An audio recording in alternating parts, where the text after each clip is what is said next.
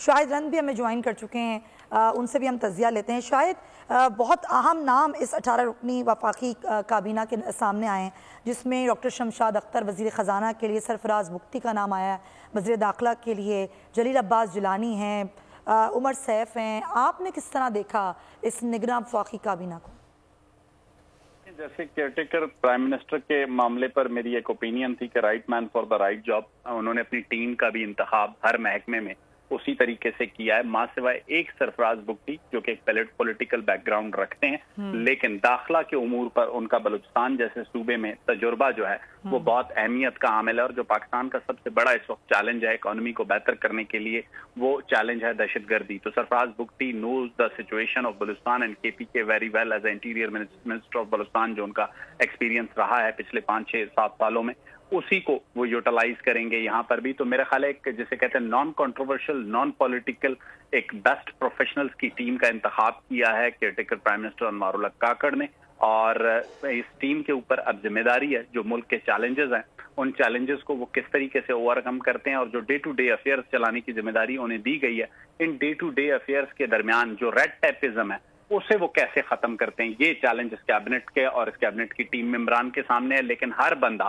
اپنے اپنے پروفیشن کا ایکسپرٹ ہے، تو اب اگر وزارت اطلاعات میں بھی اگر چیزیں بہتر نہ ہوں اور ایک صحافی مرتضیٰ سولنگی انہیں بہتر نہ کر سکے تو پھر کون کر سکے گا؟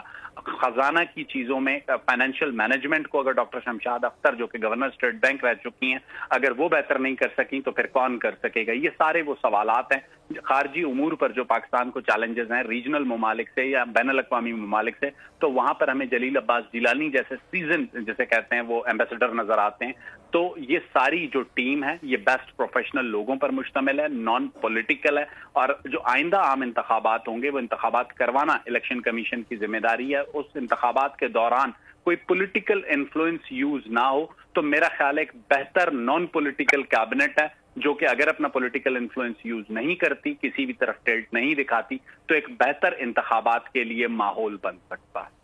تو یہ آپ کو لگ رہا ہے، ایک تو دیکھیں انتخابات کے لیے ماحول بننا شاید اس کے لیے پہلے ڈیجیٹل مردم شماری کا معاملہ ہے، پھر ڈی لیمیٹیشن کا معاملہ ہے، الیکشن کمیشن کہہ چکا ہے کہ اس کے لیے ایک سرٹن ٹائم ریکوائرڈ ہوتا ہے، تو اس میں ظاہر ہے یہ کام تو الیکشن کمیشن کا ہے، اصل کام تو الیکشن کمیشن نے کرنا ہے، نگراں سیٹل میں صرف نگرانی کرنی ہے معاملات کی۔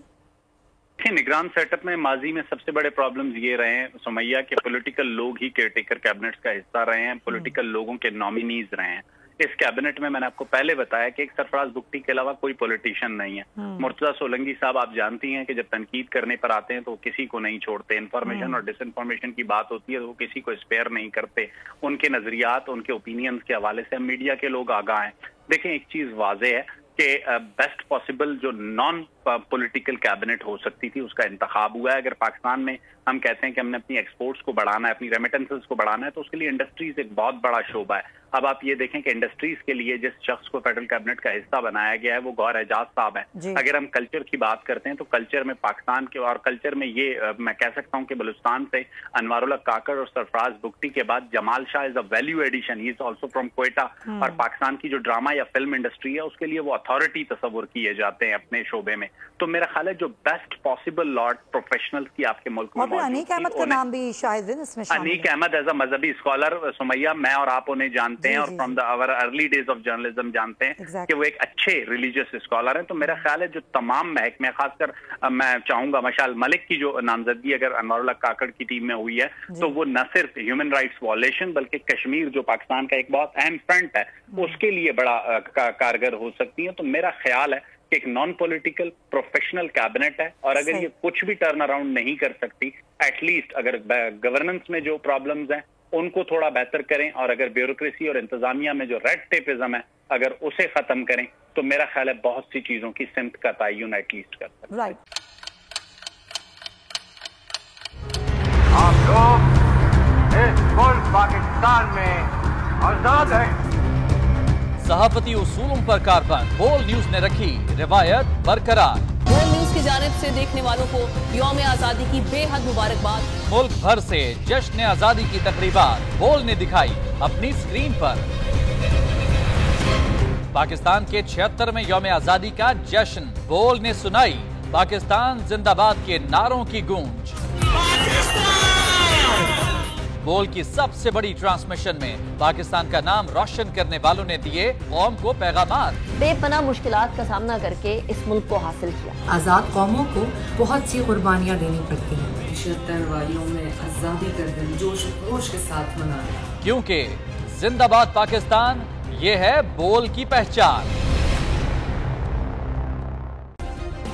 सब्सक्राइब करें और बेल दबाएं ताकि कोई खबर रह न जाए।